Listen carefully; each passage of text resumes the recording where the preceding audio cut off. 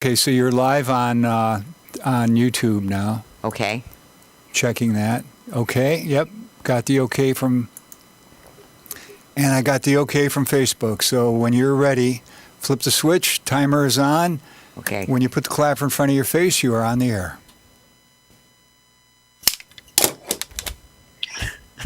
Peace and love. Welcome to Talking Peace. I am your host, Sister Deidre Emel, Executive Director of the Western New York Peace Center. So we'd like to welcome you all today, and we have a special a show today with some very wonderful healers, therapists, and just all around wonderful people and humans. And so today we're going to be talking about embracing Buffalo and the healing that needs to take place here in Buffalo, New York. So without further ado, I want to introduce to you all our guest today. So I'm going to go around, I would say counterclockwise, but I don't know what that looks like right now. So I'm going to start with Dr. Sabrina Njai. Mm-hmm. And could you just introduce yourself and what you do? Oh, hello, everyone. Thank you, Deirdre. I'm Sabrina Njai. I actually live in Baltimore, Maryland in the present moment, but this whole world is my home. And I have been working for over 30 years as a therapist and a storyteller and a peace builder. In the past 13 years of my life, I have responded to community-wide trauma. Specifically, the past 7 years, I've been responding to mass shootings. And unfortunately, I am now here responding to what happened to all of you in Buffalo, knowing that if it happens to you, it happens to us all. And so I'm here to serve this community in the immediacy and also in the long run. And I'll let you introduce Yes, we truly appreciate you, Dr. Njai. And we have also another healer, Ms. Dina Adler. Can you share with the audience, what you do? Mm-hmm. Thank you, Deidre. Good evening to everybody. I grew up on the other side of Buffalo in Hamilton, Ontario. So Buffalo is, a very special place. And goodness, now for the past over 25 years, I guess, Rochester, New York has been my home. Mm-hmm. And probably for the last 15 years, I was an in-home therapist working in the communities in Buffalo, Niagara Falls. And what I loved about that work, it was going in people's homes and empowering family connection. And especially those who are in, child welfare systems, coming home and or building a huge circle of supports around people. I'm an art therapist, so I love using the expressive arts as a form of healing. Mm-hmm. Like Sabrina, I have been working over those 30 years. I joined the Center for Mind Body Medicine to also, for healing for myself and how to support teaching the healing to others so we can really support communities. And Sabrina, I thank you for being my mentor and teacher. This is the special stone. And it really represents that, like you said, the art of storytelling and strengths in communities. Mm-hmm. And I also have joined her in some of the work with some of the sadness and the tragedies with the shootings here in this country and also globally. Mm-hmm. So my heart is here. Mm-hmm. Yes. Thank you so much for sharing who you all are. And we also have Vicki Ross, our Western New York Board Chair, Western New York Peace Center Board Chair and licensed social worker, which will also be joining us for our Embracing Buffalo therapy and healing, connection circle and moments in August. And would you like to say a little bit about your experiences as a therapist, Vicki? Well, I would only say, yeah, I think a lot of people here know me from the Western New York Peace Center, but what they don't know is that I did really what it sounds just like what Dina was doing as a mobile therapist. Only I did that when I was still in northeastern Pennsylvania. So really around Scranton and Lackawanna County there, which was wonderful work. I loved doing it. And it's only, moving to Buffalo that it just sort of became a little shift because it's still about the mind-body connection. It's still about healthy people, the layers of peace in our community. So and I want to say, and Sister Sabrina, really, who approached me, knowing what just happened in Buffalo, and because we've known each other through UB School Social Work, which is a partner here. So, and I just want to say, I am so grateful to be in the role I am because, Deidre, you may not, you haven't been to UB School of Social Work, although you should, and because you already do social work of healing and of being, that family linchpin in so many ways and places and communities and groups that you do all that healing. And this mind-body thing, I'm very excited because, of course, the trauma is that mind-body thing. So I'm just grateful to be here and in this wonderful circle that will have those ripple effects to counter all the hurt that's happened. Yeah. Most definitely. Yes, and I will be joining you as well, all of you, for our healing circles and events in August for our Embracing Buffalo. And, you all know me as the executive director of the Peace Center the past year. However, for the last 20 years, I have been a counselor, and a doula, just like you said, just all over, just a community health worker. And this is just who I am and what I do, Right. Whether I'm in a, working position or not. I'm also an herbalist, and, very in an empath and just feel, I connect, I seek to know. And I've lived all over Buffalo. And my mother's in that community, Jefferson community.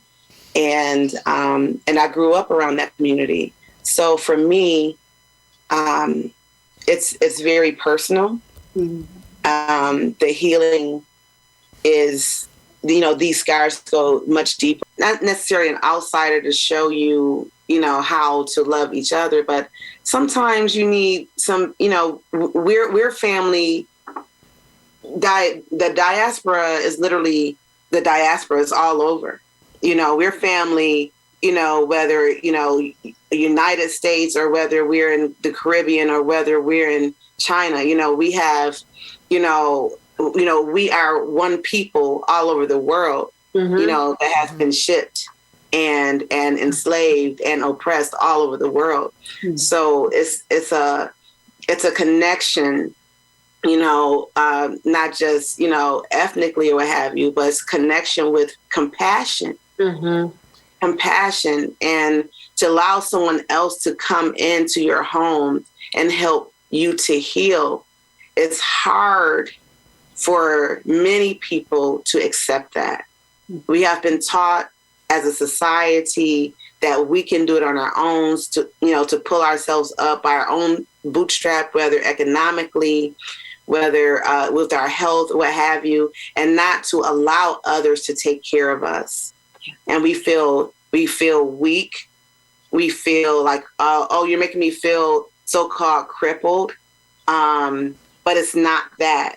And, we're already, Vic and I are already trying to fight the idea of what we're not doing anything. We're like, what do you mean? What do you mean? You want us to, actually participate and receive, these healing moments, as well. So it's a foreign concept to us, but we need to change our talk, our self-talk. We need to change our community talk, that we don't need anyone else to come into our house and show us what to do. Well, sometimes you need someone else to pamper, to support, to uplift you when you are in your weakest and most vulnerable moments. And, I learned a lot about that, being a doula, that it's not that, you need a doula. It's not that, you should want one because you are in your most vulnerable state of being, and you should have support, advocacy, and safety, during that time while you're birthing. And that's another thing too, that, yes, this happened, dualities, and, and from all different walks of life, that we're spiritual leaders, community leaders. So this is not just, it's going to be a space that, we as a group and people that need that vulnerable space. But for the whole time, the 4 days, it will be open to a variety, to the community, at will, because, I believe many different groups of people have been affected, and we need every one of us to get, to be healed, no matter what, the race or spirituality or ethnicity. No. Right. So can we talk a little bit more of the layers of trauma from racism or oppression and violence, and what the this experience will help to heal? So your question is, if I'm understanding your question, it's you want me to talk about like the multiple layers. Yes. That specifically impact. Yeah, absolutely. And, a part of it is exactly what we're witnessing. Mm-hmm. A part of it is what we're witnessing right now, in that there is less concern for these 10 dead Black people. There is just less concern. And so there is a historical disregard for the value of the Black body. Right. Right. We're witnessing it right now. We witnessed it during COVID, when Black bodies were piled up in New York. We witnessed it with the disproportionate number of Black people who died during the beginning of the pandemic because of lack of proper care. And so we're continuing to witness a disrespect that this country disregards Black bodies. And so at the same time, we have the capacity to absolutely regard the Black body, to show up and bestow dignity and honor to these people that have died. And in doing so, like Dina mentioned earlier, we go back 7 generations in this. 7 generations. One of the things that we teach is guided imagery. And I can remember doing an exercise myself, and in the middle of the imagery, I saw this line of women of every shade, every hue. And I knew that these were women that were my ancestry. Some were very light and some were very dark. And every last one of them spoke to me. And so a part of what we're doing is we're restoring dignity.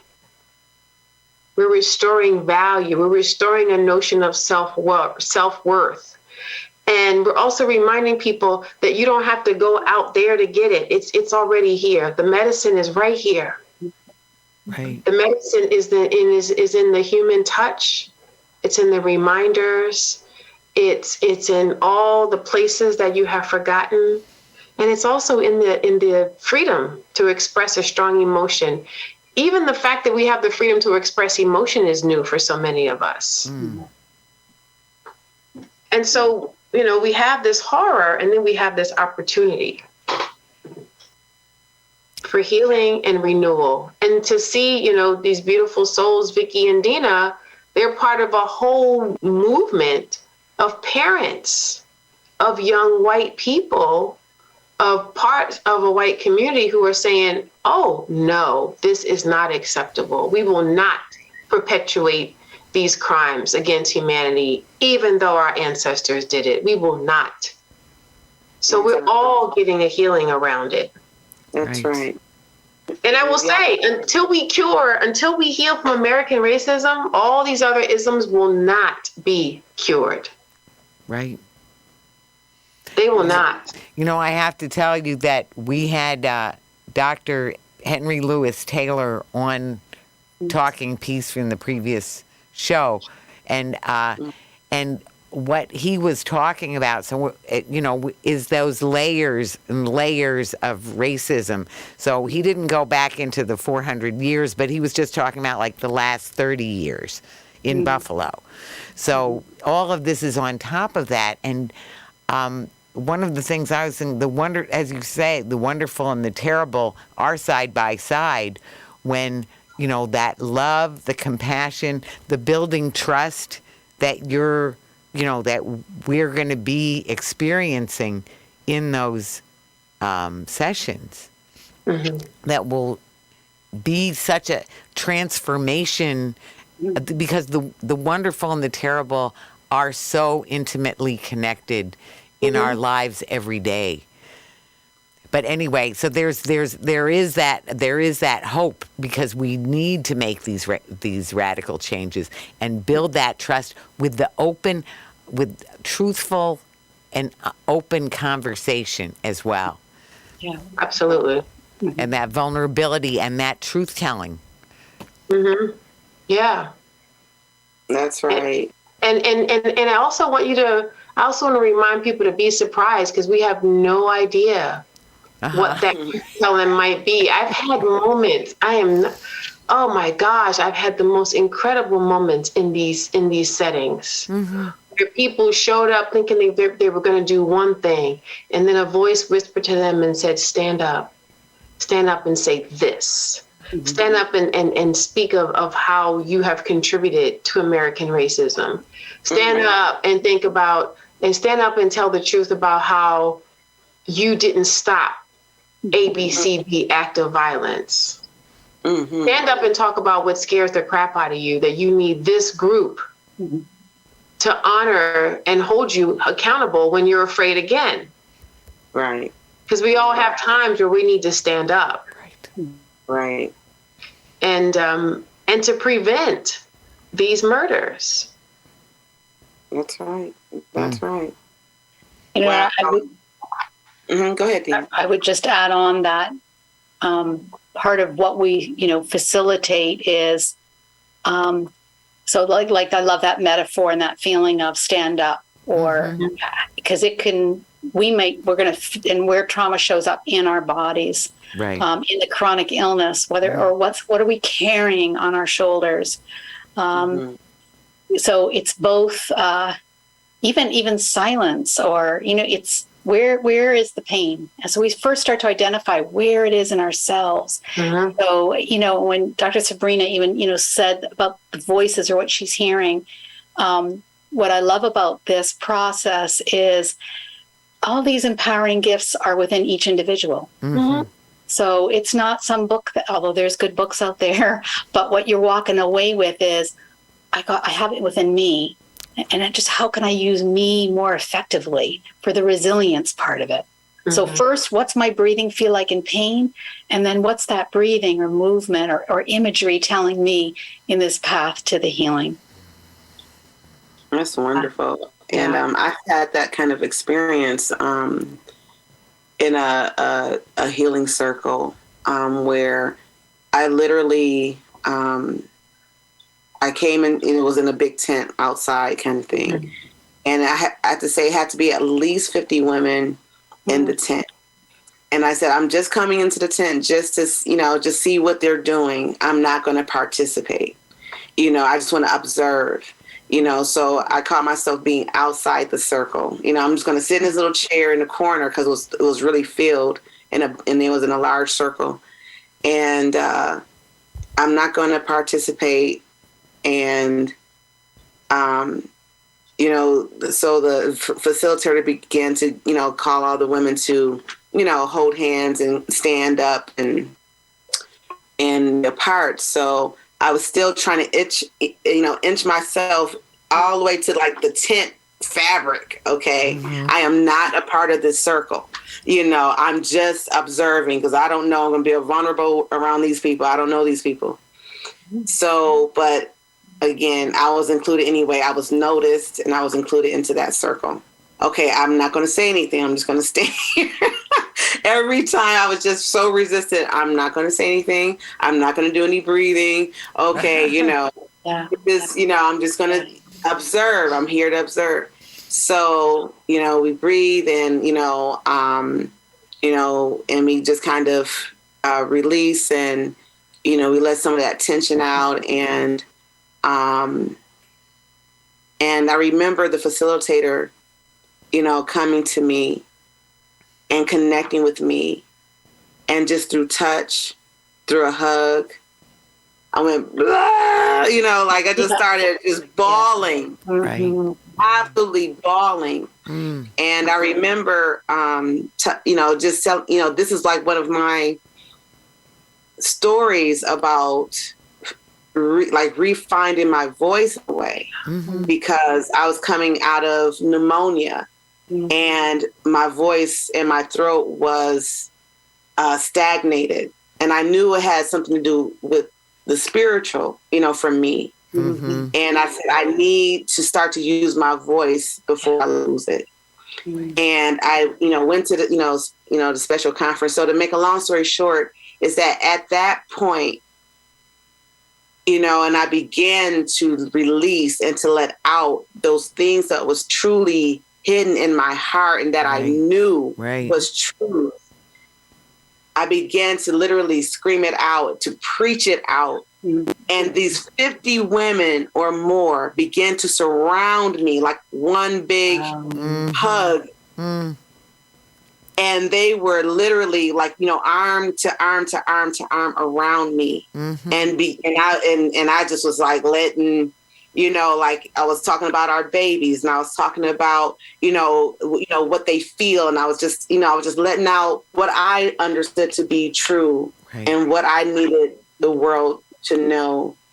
And after that session, people began to come up to me and say, I'm so glad you said that.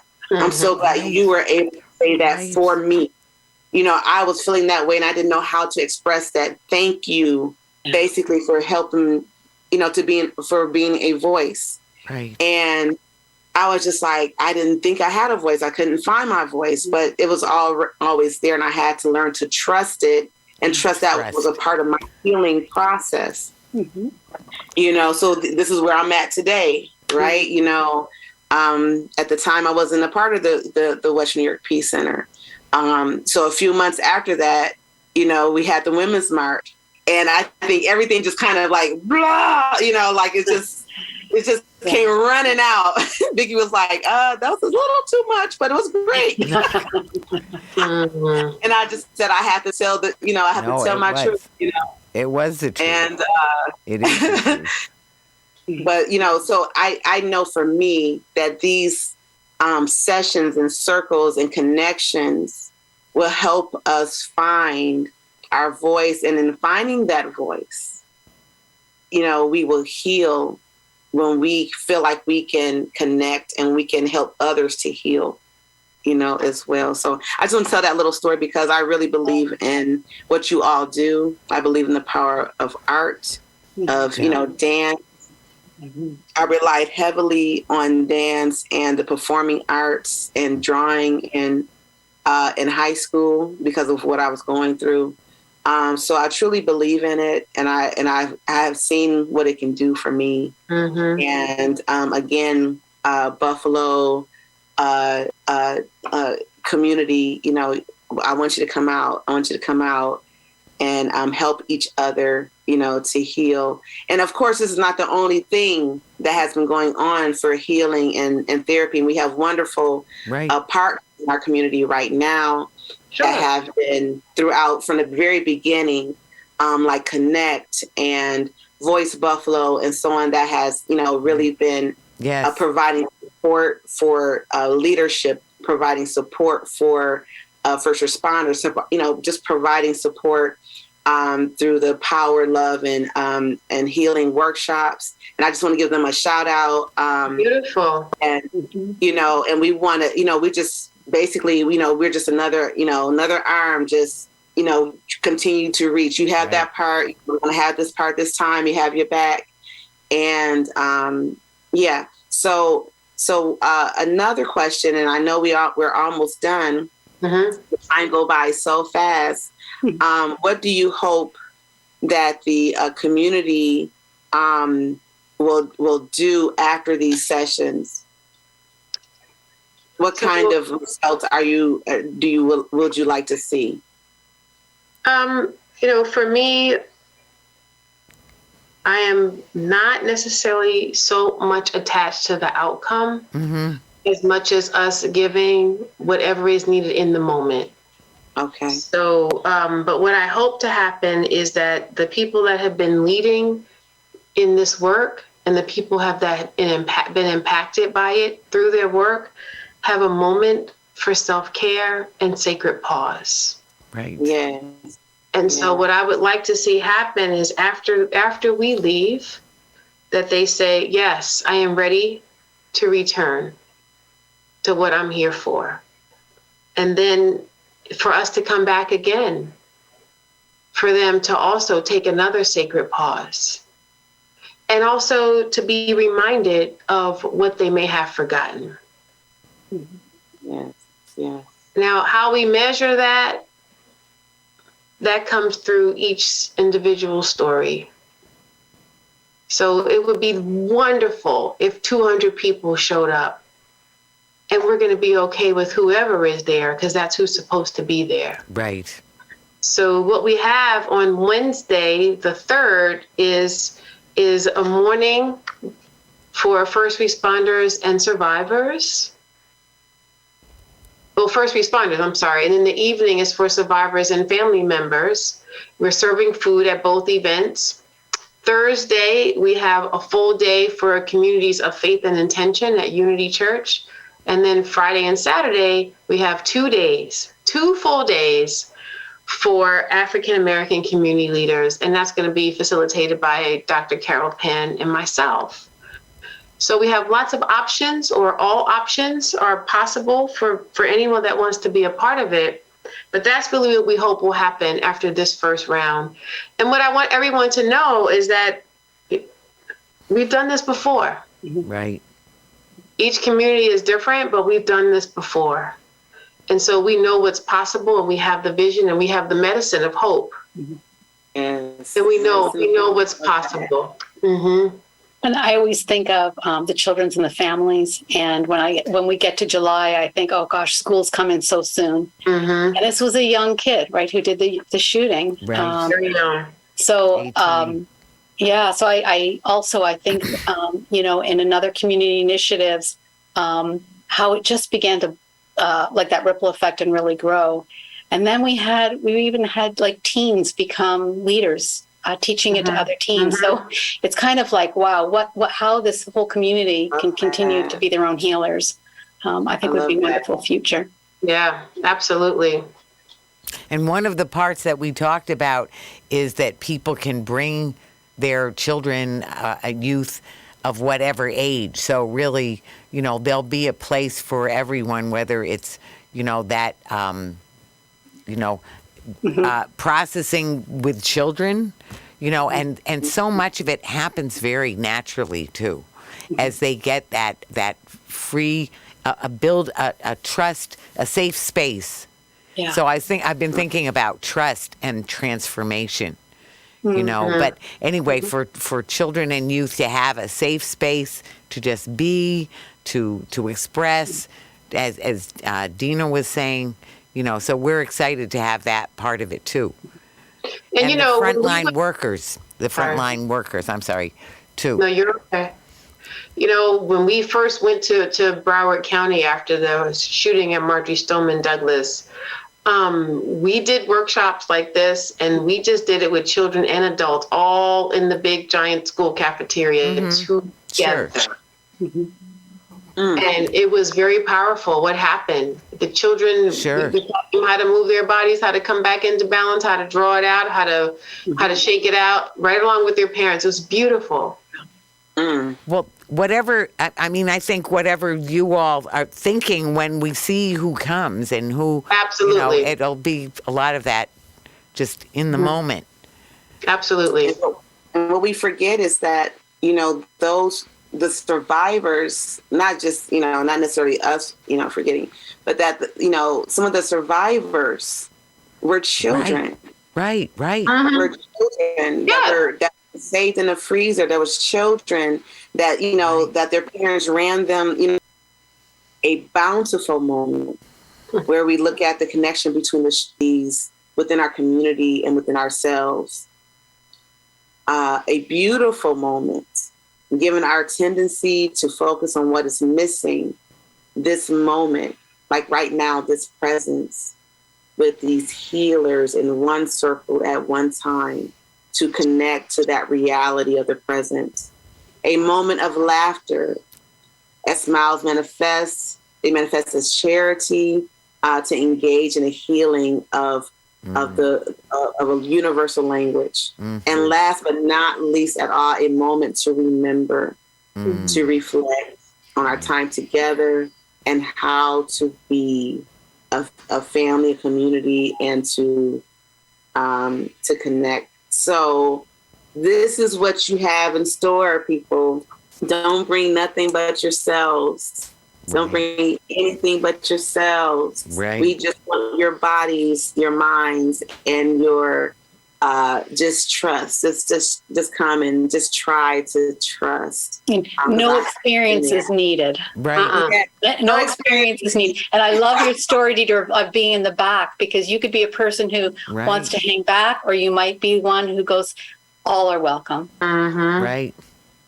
Most definitely. I want to say I am so excited about it, and I want to say too, so touched by the way you're honoring, the way you want to embrace Buffalo, the way you are embracing Buffalo, the way we want to. And I want to say I won't even mention anybody's name, but having had the great honor and privilege to talk with one of the families. So it is a time to heal as a community, to be there together as a community, and there are so many different ways. So you just look at what the choices are and what works for you, when you might be able to come, and it's going to be an experiential learning and healing, really. So exciting to be in this space, even right now with you three. I want to say it's very, very touching and just healing. Yes. So if we can go around, and if you have any words that you want to express to Buffalo before we see you in person, August 3rd, what would those words be? You want to start, Tina? Yeah, whoever. So I think my first word is actually silence. So that's the moment. And my second one that's just coming is love.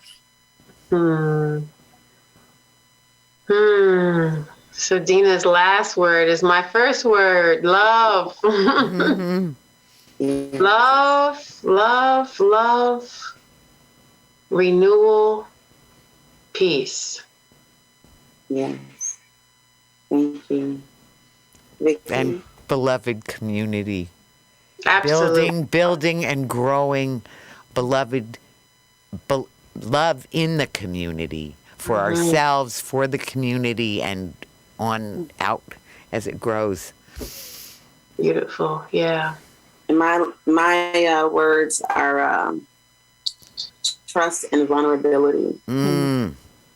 We have to take off the armor. Right. we don't have to tear down the brick wall. We just have to, open the door. Right. You have to find that door. It's okay to have a little wall up, but, having that door, people know what your boundaries are. Respecting a person's and a community's boundaries and understanding where they stand is okay. And respecting that friendship and that love and that care and where they are, it's okay. But honor the door.